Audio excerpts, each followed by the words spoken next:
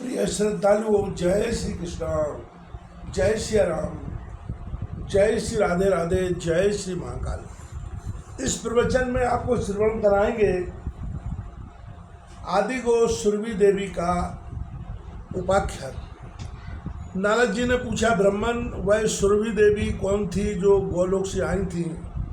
मैं उनके जन्म का चरित्र सुनना चाहता हूँ। भगवान नारायण कहते हैं, नारद, देवी सुरभि गोलोक में प्रकट हुई। वह गंगों की अधिष्ठात्री देवी, गंगों की आदि, गंगों की जननी तथा संपूर्ण गंगों में प्रमुख थी। मुने समस्त गंगों से प्रथम वृंदावन में उस सुरभि का ही जन्म हुआ है, अतः मैं उसका चरित्र कहता हूँ, सुनो। एक समय की बात है, राधापति कौतकी भगवान श्री कृष्ण श्री राधा के साथ गोपांगनाओं से घिरे हुए पूर्ण वृंदावन में गए। कौतूहलवश थक जाने के बहाने सहसा किसी एकांत स्थान में बैठ गए और उन स्वेच्छामय प्रभु के मन में दूध पीने की इच्छा हो गई। उसी क्षण उन्होंने अपने वाम भाग से लीलापूर्वक सुरभि गौ को प्रकट कर दिया। बछड़ा गौ के साथ था, उसके थनों में दूध भरा था। उसके बछड़े का नाम मनोरथ था। उस संवत्सा गौ को सामने देखकर श्री दामा ने एक नूतन पात्र में उसका दूध दोहा। वह दूध जन्म और मृत्यु को दूर करने वाला एक दूसरा अमृत ही था। स्वयं गोपीपति भगवान श्री कृष्ण ने उस स्वादिष्ट दूध को पिया। फिर हाथ से वह भांड गिरकर फूटा और दूध धरती पर फैल गया। गिरते ही वह दूध सरोवर के रूप में परिवर्तित हो गया। उसकी चारों ओर की लंबाई और चौड़ाई 100 योजन थी। वहीं यह सरोवर गोलोक में क्षीर सरोवर नाम से प्रसिद्ध है। गोपिकाओं और श्री राधा के लिए वह क्रीड़ा सरोवर बन गया। सभी वहाँ मनोरंजन करने लगी। अमूल्य रत्नों द्वारा उस परिपूर्ण सरोवर के घाट बने थे। भगवान श्री कृष्ण की इच्छा से उसी समय अकस्मात असंख्य कामधेनु गौएं प्रकट हो गई। जितनी वे गौएं थीं उतने ही गोप भी उस सुरभि गौ के रोमकूप से निकल आए। फिर उन गौओं से बहुत सी संतानें हुई, जिनकी संख्या नहीं की जा सकती।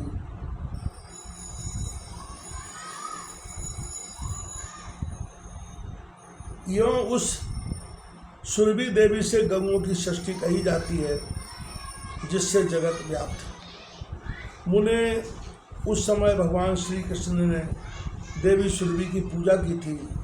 तत्पश्चात त्रिलोकी में उस देवी की दुर्लभ पूजा का प्रचार हो गया।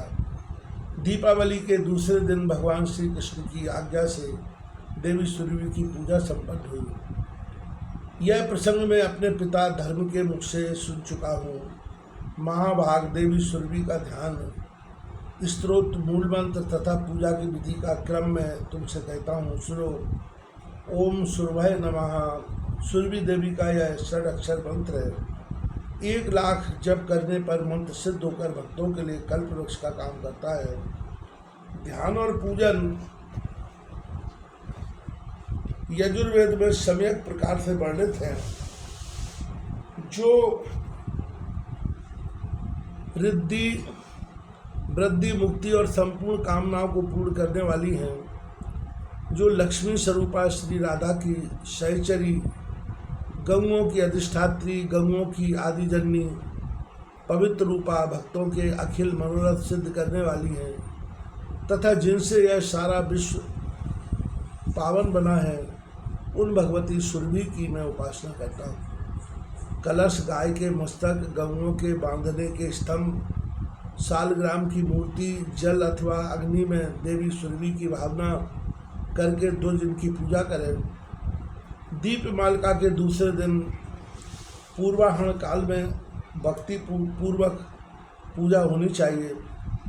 जो भगवती सुरभि की पूजा करेगा वह जगत में पूज्य हो जाएगा।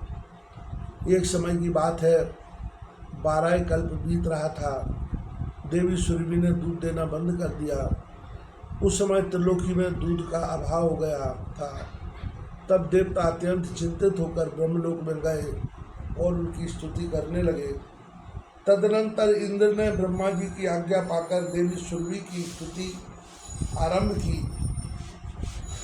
इंद्र ने कहा, देवी को नमस्कार है, महादेवी सुरभि को बार बार नमस्कार है, जगदम्ब के तुम गौओं की आदि कारण हो, तुम्हें नमस्कार है। राधा, श्री राधा प्रिया को नमस्कार है, देवी पद्यांशा को बार बार नमस्कार है, श्री कृष्ण प्रिया को नमस्कार है, गौओं को उत्पन्न करने वाली देवी को बार बार नमस्कार है।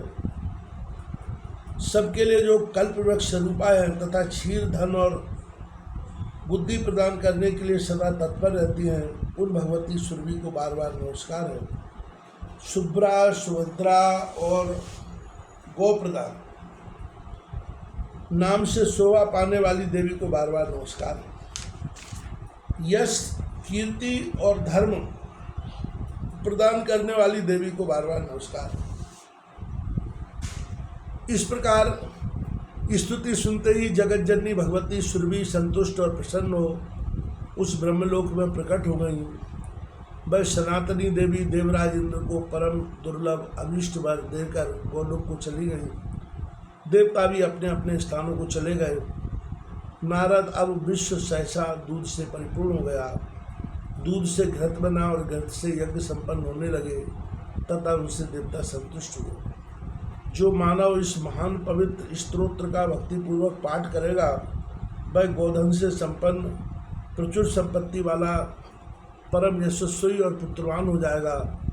उसे संपूर्ण तीर्थों में स्नान करने तथा अखिल यज्ञों में दीक्षित होने का फल सुलभ होगा। ऐसा पुरुष इस लोक में सुख होकर अंत में भगवान श्री कृष्ण के धाम में चला जाता है।